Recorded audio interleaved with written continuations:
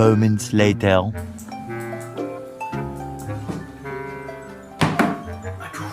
Oh iya, kan ada kerjaan ya? Kerja deh. Kamu tipe yang suka nunda-nunda pekerjaan nggak? Kayak misalnya udah buat rencana banyak banget buat seharian, tapi tiba-tiba mager. Jadi mendadak banyak alasan gitu buat nggak ngerjain rencana kamu. Terus ujungnya kamu nyesel, ngerasa waktu jadi kurang. Terus nanya ke diri sendiri deh, kenapa sih nggak dikerjain dari tadi aja?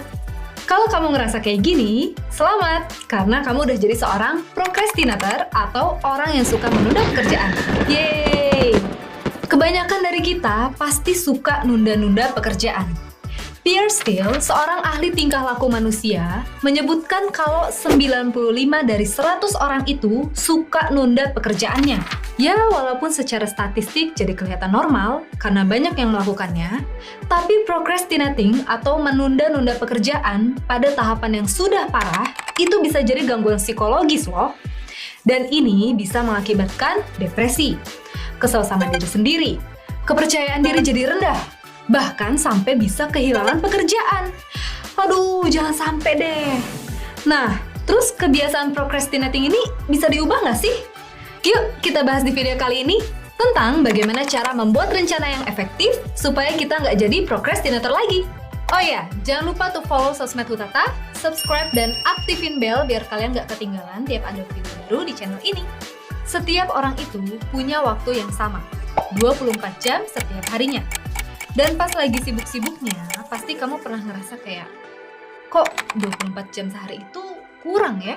Sebenarnya masalahnya itu bukanlah di kurangnya waktu kita, tapi di bagaimana kita bisa memanfaatkan waktu itu secara bijak. Kalian pernah dengar istilah jar of time? Ada sebuah analogi yang mengibaratkan kalau waktu 1 kali 24 jam itu sama kayak sebuah toples yang kosong. Terus di sini ada bola, ada kelereng, dan pasir yang masing-masingnya mewakili kegiatan yang super penting, kegiatan yang biasa aja, dan yang nggak penting sama sekali. Kalau kamu harus ngisi toples ini sama bola, kelereng, dan pasir, dan semuanya harus bisa masuk ke dalam toples ini, mana nih yang kira-kira bakalan kamu masukin duluan? Yang A, masukin pasir dulu, kelereng, baru bola, atau yang B, masukin bola dulu, kelereng, baru pasir. Nah, kita cobain dulu yuk opsi yang pertama. Kita tuang dulu nih pasir ke dalam toples ini.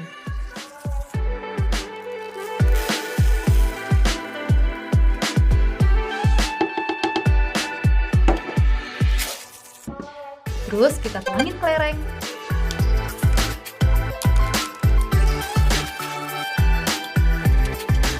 Habis itu masukin bolanya.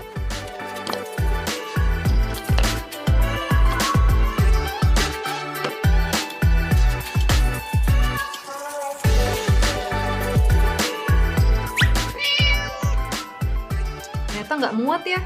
Belum semua bolanya udah nggak bisa masuk. Sekarang kita coba ulang ya, tapi pakai opsi yang kedua. Pertama-tama masukin bola dulu ya. Terus kita masukin kelerengnya.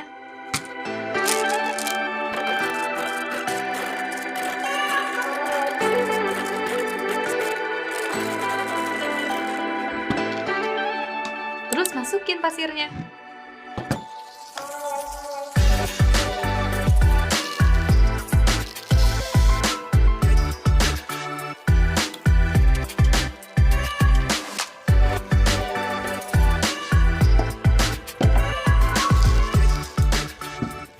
Nah, bisa masuk semuanya kan ke dalam toples? Dua cara tadi ini bisa kita pakai buat ngegambarin kegiatan-kegiatan apa aja yang udah kita lakuin setiap hari.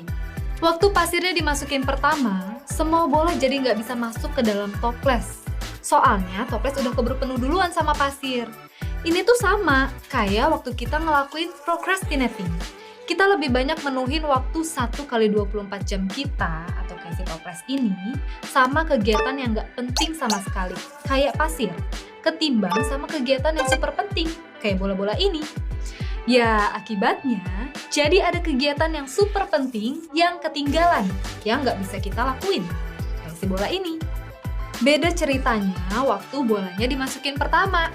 Kelerengnya bisa masuk, terus pasirnya juga bisa masuk di sela-sela bola dan kelereng. Semuanya bisa masuk ke dalam toples.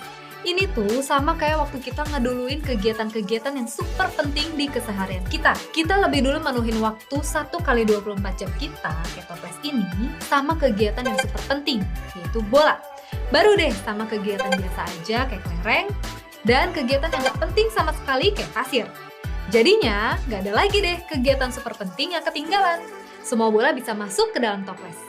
Dan kita juga masih bisa sempet punya waktu buat ngelakuin kegiatan gak penting sama sekali di sela-sela kita ngelakuin kegiatan super penting dan kegiatan yang biasa aja. Jadi, penting buat kita untuk duduk sebentar dan berpikir. Kira-kira mana aja ya yang termasuk kegiatan super penting, kegiatan biasa aja, dan kegiatan yang gak penting sama sekali. Untuk bisa bikin rencana yang efektif, supaya waktu 1 kali 24 jam kita bisa kita gunakan lebih maksimal, kita bisa bikin rencana yang dibagi ke dalam 3 level, yaitu level ide, level rencana mingguan, dan level rencana harian. Di level pertama ada level ide. Isinya adalah ide-ide yang mau kita eksekusi, yang entah gimana caranya, bisa muncul kapan aja, dan di mana aja. Bisa berupa tugas sekolah, kantor, atau rumah. Bisa juga berupa acara, kayak kamu mau pergi liburan atau pergi ke suatu tempat. Pokoknya ide bebas deh, bisa apa aja. Nah, karena saking randomnya, kita perlu nyatet ide-ide ini. Bisa di notes HP atau di buku catatan. Terus, dari level ide, kita bisa turunin ke level berikutnya, yaitu level rencana mingguan. Di level ini, kita perlu ngeluangin waktu khusus minimal 1 jam per minggu untuk bisa bikin rencana mingguan. Kayak di minggu pagi gitu misalnya. Kan biasanya kita nggak ngapa-ngapain tuh. Nah, semua ide yang udah kita catat di level sebelumnya, yang baru sekedar ide-ide random, bisa kita coba pikirin satu-satu. Kita pilih-pilih. Kira-kira dari ide-ide yang ada, bisa nggak kita ubah jadi action di minggu ini atau minggu depan? Terus, habis itu kamu bisa catat di notes HP atau di buku catatan. Misalnya, untuk minggu tanggal 9 sampai 15 Februari, kita bisa list bakal ada acara apa aja di minggu itu. Contohnya, tanggal 10 selesaiin tugas matematika, tanggal 12 janji ketemu si A. Nah, acara-acara yang udah kita list ini adalah kegiatan super penting kita. Si bola di dalam toples. Kita mesti fokus sama kegiatan-kegiatan ini, karena kita udah ngejadwalin ini dari jauh-jauh hari. Lanjut ke level berikutnya. Di level rencana harian, kita lebih ngedetailin kegiatan-kegiatan apa aja yang mau kita lakuin di hari itu. Ini adalah kunci dari semua rencana dan penentu apakah kita bisa mengeksekusinya dengan baik atau enggak. Kita bisa bikin rencana harian ini pagi-pagi habis bangun tidur, ataupun malam-malam sebelum tidur di hari sebelumnya. Gak usah lama-lama, mungkin bisa kurang dari 1 jam. Dan tetap perlu dicatat di notes HP atau di buku catatan. Kita buat rencananya mengacu sama rencana mingguan dan catatan ide yang udah kita bikin sebelumnya. Usahain nyusunnya secara berurutan. Dan ini nih yang paling penting, dikasih deadline waktunya. Jadi, kita kasih waktu buat tiap kegiatan yang menurut kita bisa diselesaikan. Misalnya, tanggal 10 Februari 2020, ada jogging jam 6 sampai jam 7 pagi. Habis itu ketemu si B jam 10 sampai jam 12 siang. Habis itu ngerjain tugas matematika jam 3 sore sampai jam 5 sore, dan seterusnya. Nah, ngerjain tugas matematika itu adalah kegiatan super pentingnya, atau si bolanya. Kalau ketemu si B dan jogging adalah kegiatan biasa aja, kayak kelereng. Nah, di sela-selanya kita bisa ngelakuin banyak kegiatan lainnya yang gak penting. Ini si pasirnya. Adanya estimasi waktu yang udah kita tulis bisa ngasih efek, bikin diri kita lebih disiplin. Karena bakal timbul tekanan buat nyelesain kegiatannya tepat waktu. Secara nggak sadar, ini juga bisa bikin diri kamu jadi lebih fokus sama apa yang lagi kamu kerjain. Jadi, kamu bisa ngurangin tuh waktu-waktu kamu yang terbuang sama bengong atau scroll-scroll TikTok dan Instagram.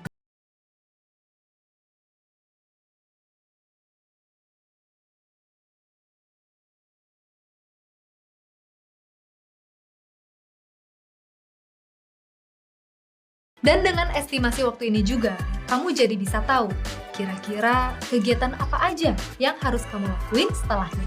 Jangan lupa buat menceklis apa-apa aja yang udah kamu kerjain di rencana harian dan rencana mingguan kamu. Kalau kamu benar-benar ngejalanin rencana ini sesuai sama apa yang udah kamu tulis di notes HP atau buku catatan kamu, di akhir minggu kamu pasti bakal kagum sama apa aja yang sebenarnya kamu bisa lakuin dalam waktu 1 kali 24 jam. Bagi sebagian orang, kebiasaan procrastinating ini susah banget buat dihilangin. Tapi bukan berarti nggak bisa ya. Dan pas bisikan-bisikan itu muncul, ngajakin nunda, usahain untuk do it now. Kerjain sekarang juga. Kalau kita nunda-nunda pekerjaan yang emang udah seharusnya kita kerjain, dan malahan main, scroll TikTok, atau Instagram, pasti hati kita nggak akan tenang juga nantinya. Soalnya sebenarnya kita tahu bukan itu yang harusnya kita lakukan. Nah, buat kamu yang baru mulai bikin rencana mingguan dan hariannya, semangat ya! Dengan adanya estimasi waktu di setiap rencana kita, sebenarnya ini juga ngebantu diri kita buat nilai dan mengenal kemampuan diri kita sendiri. Kalau di awal masih nggak tercapai semuanya, nggak apa-apa. Kamu bisa coba lagi di besoknya. Yang penting terus coba, dan semoga waktu yang dipakai buat procrastinating bisa lebih berkurang. Jadinya hari-hari kamu bisa lebih produktif deh. Nggak ada salahnya juga buat matiin paket data atau wifi kamu sebentar kalau kamu ngerasa gampang banget ke distract buat mainin HP dan malah nggak ngerjain tugas kamu. Terima kasih ya udah nonton video Utata kali ini. Sampai jumpa di video selanjutnya dan salam salaman.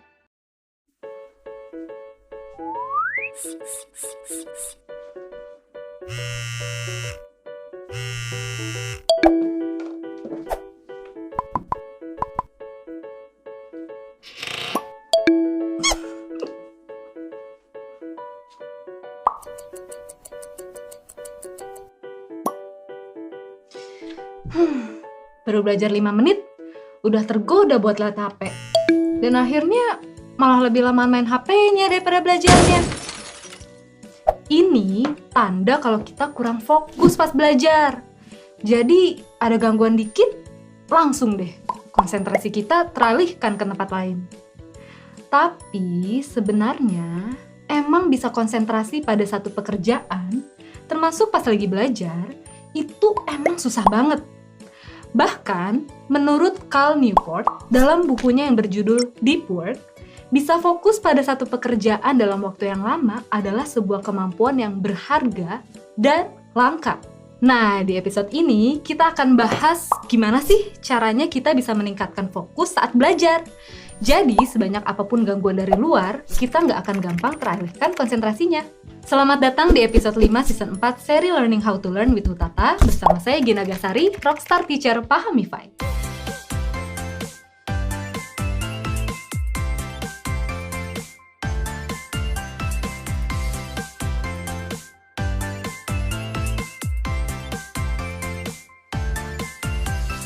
Oh iya, jangan lupa follow sosmed Utata, subscribe dan aktifin bell biar nggak ketinggalan setiap ada video baru di series ini.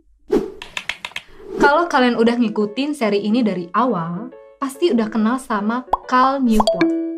Ya, Cal Newport ini banyak kita bahas di episode cara menjadi ahli dengan menggunakan deliberate practice. Nah, salah satu syarat buat melakukan deliberate practice adalah kita harus punya kemampuan untuk fokus dan konsentrasi.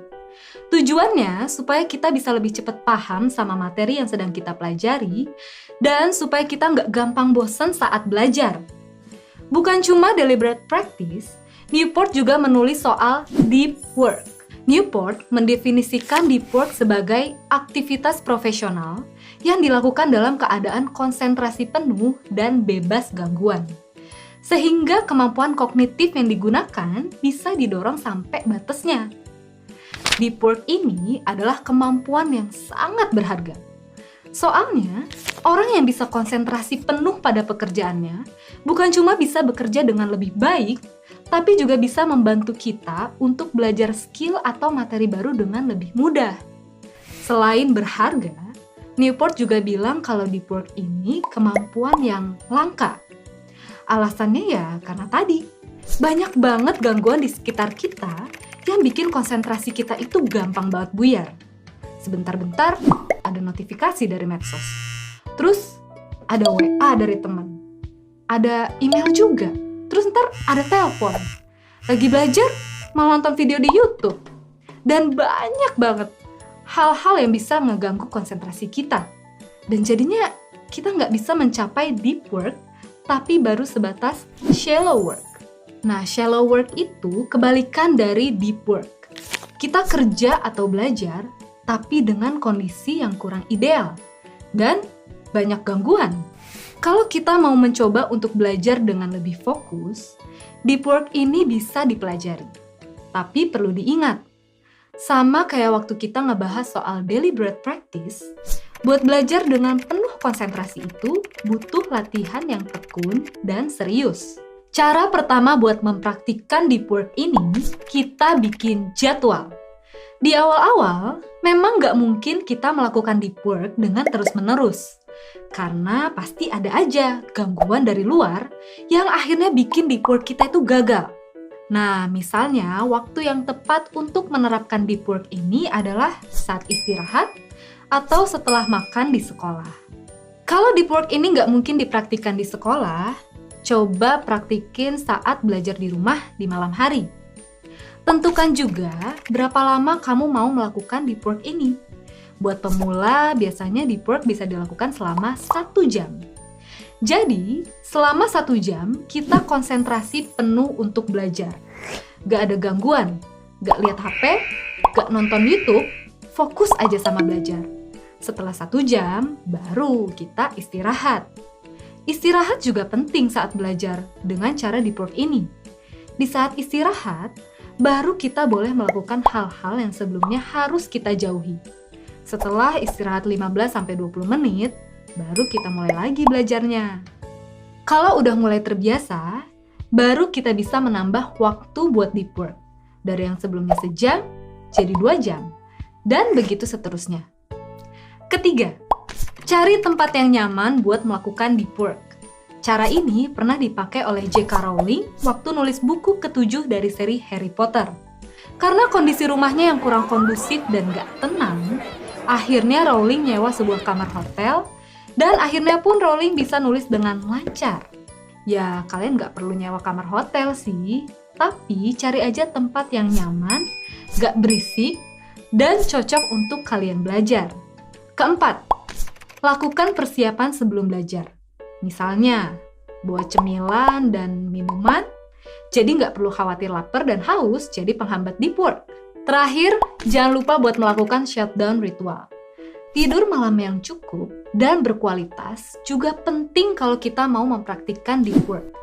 Begitu selesai belajar, langsung tutup buku, matikan semua barang elektronik, dan langsung istirahat. Supaya besok badan kita jadi seger dan siap untuk melakukan deep work lagi. Dengan melakukan deep work, kita jadi bisa belajar lebih serius, lebih fokus, dan saat belajar skill atau materi baru, kita bisa lebih cepat mengerti. Dan kuncinya, selama belajar, jauhkan diri dari hal-hal yang bisa mengganggu, termasuk gadget. Gimana? Siap untuk fokus belajar dengan deep work? Di video selanjutnya, kita akan membahas soal membuat rencana belajar. Terima kasih telah menonton video Hutata kali ini. Sampai jumpa di video selanjutnya dan salam salaman.